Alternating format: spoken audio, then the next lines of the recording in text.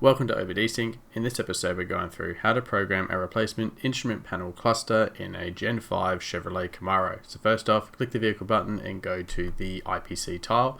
Once you load in, it will show the licensing screen if you haven't licensed already. After that, we'll then see along the top we'll have various options we can select from, including identification, configuration, flashing and learn functions. So configurations allows different various options for us to change, which we'll show in another episode. Flashing is where we will start. This is going to program the required calibrations in to suit this vehicle in this module. We're just demonstrating here. We can turn TPMS on and off. We're just turning it back on for this demo. Once you have a battery charger fitted to the vehicle, go ahead and click the right button. This will then begin downloading the required calibration files to suit this module in this vehicle, and then it will begin the flashing sequence. Flashing is relatively quick on this vehicle and module, and we'll see here we're now done. It will then perform the finalization flash routine, which takes roughly 10-15 seconds to complete, and finally we'll have a pop-up indicating that the flash is successful. We'll go ahead and click OK. Next up, we'll head over to the Learn Functions tab.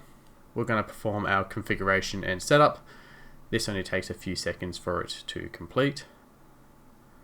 Go ahead, click OK. After that, we'll go to the VIN security link.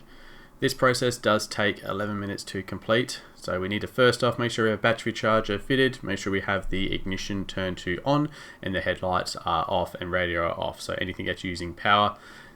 This 11 minutes I have fast forwarded through, but you must not touch anything and must leave the ignition on, allowed to process through this entire time. Once we get to the last few seconds, I will replay this at normal speed.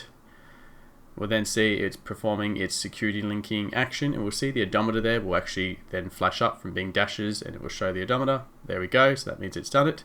Our next step is we need to follow this prompt, so we need to turn the ignition off. We then need to open the driver's door and close the driver's door, and then we need to wait a good 60 seconds before we go and turn the ignition on. So this allows the whole vehicle to reset and relearn, and for the instrument cluster to finalize its learn procedure. So after rolled out, we press OK and we're good to go. Thanks for watching. Make sure to like and subscribe. Otherwise, we'll see you next time.